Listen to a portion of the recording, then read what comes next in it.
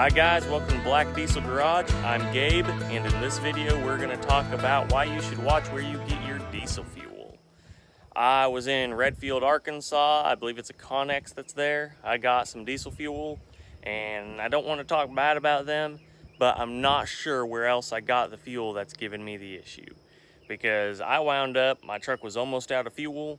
I pulled in, I fueled up on fuel, and my truck wouldn't run worth a darn. Thought it was the injection pump because my injection pump was going out. I changed it, still wouldn't run. Brought another one.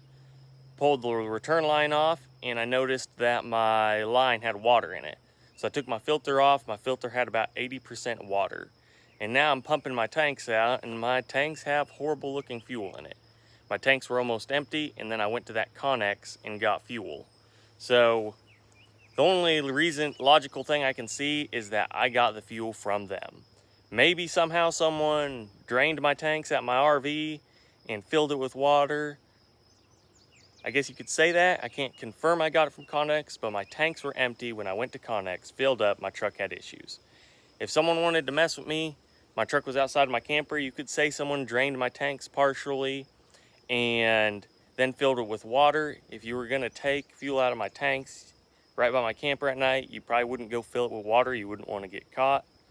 So the only reasonable thing I can believe, since I had empty tanks, is I got the water from the fuel station. I talked to a guy there, and he was very unhelpful and assured me that there was no water in their tanks. He said he has it tested every single day and receives a test result back every 2 days. So that's just what he said. There's stickers on their pumps for the quality of the fuel, look pretty old. I really don't know. I just know I fueled up there and immediately had issues, and now my tanks have water in them. So be careful where you get fuel at for your diesel trucks.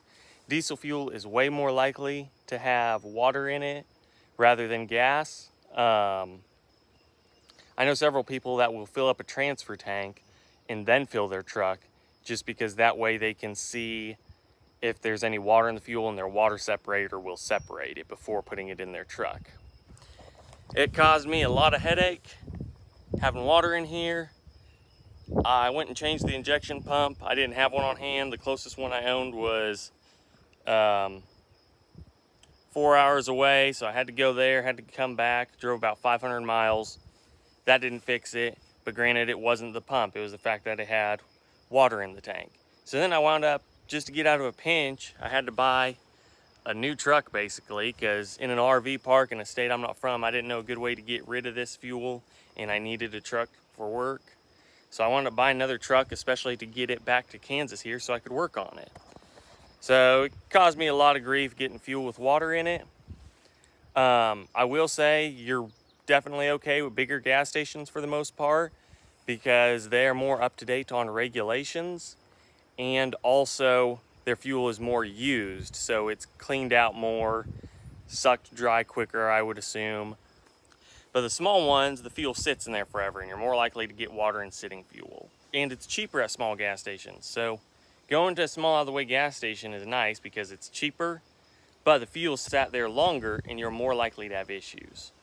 So just be safe. If you have a really nice diesel truck, I would maybe say go to bigger gas stations firsthand if you can.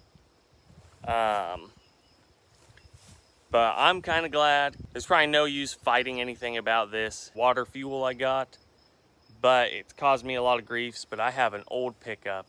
So one, if I were to try to fight it and had to go to court or something, the money I would be owed for my pickup and stuff isn't worth what it would cost to go to court probably. And also, it's just not worth a whole lot, these old pickups. It's not like I just hurt something nice like a new pickup. Plus, these old pickups with the mechanical injection system are a little more durable. But I'll go ahead and show you what all I'm going to have to do to get the fuel out, and show you the fuel that's currently coming out of this truck. So here's the fuel coming out of this. Looks like creek water, basically.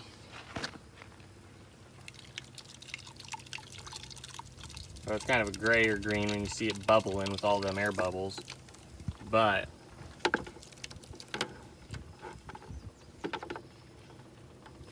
it's really creek water colored. That grass was already in this drum, but these are two different buckets and it's the same color out of both, like a brownish creek water color. And that's supposed to be green fuel, not red fuel. And it's a brown tint. So right now I have this little lift pump hooked up to here, pumping it out of the tanks. But what I will have to do is I will have to pull this bed off, pull the top covers off my tanks, and stick my arm down in there with a rag and wipe out the tank real good to make sure there's no debris and no more fuel water in there. And then I'll have to put the bed back on and everything. Which I'm gonna take the bed off because it's gonna be easier than dropping the tanks actually. But the guy who put the tanks in silicone to the tops in, so I'm gonna have to fight with the silicone to get those off and clean the tanks out. But basically I had to haul this 8 hours away from another state and get it here so I could have somewhere to go with the fuel, because I didn't know where to go with the fuel, and I probably can't work on it in the RV park and pull the bed off and all that. So I had to buy a truck, get this truck home from 8 hours away, and now I'm having to work on it and pull the bed off and clean out the tanks and stuff. And if you drive a newer truck with a lot of sensors, I feel like it could have messed up quite a bit of stuff with your sensors and your motor. So this old mechanical injection pump and stuff is probably fine. I actually ran a little tank with that lift pump off the bed and pull started, and it ran okay after I got all the water worked out of the system. But it's not healthy for your truck, and it's just not a fun deal, so be careful where you get your diesel fuel from. So I'm gonna let this pump, and then I'll get to pulling the bed off and clean out both tanks. But also a deal with it is I paid for 30 gallons of water, so that's not fun.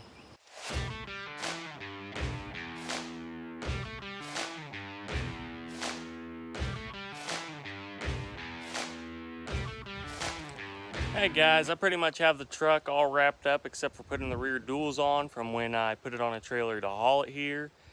I did this all in the middle of the day and it was just too hot to record. My phone just kept turning off because it was too hot. So I didn't really get much more filmed, but I did drain out the fuel system, wipe out the tanks, and put the bed back on. It was kind of a pain. I mean, it's something you normally don't have to do, so wasn't the funnest thing to do, but I guess it happens. But the truck's all together now, it runs now. So watch out where you buy your fuel, guys, and be safe, and we'll catch you on the next one on Black Diesel Garage. See you guys.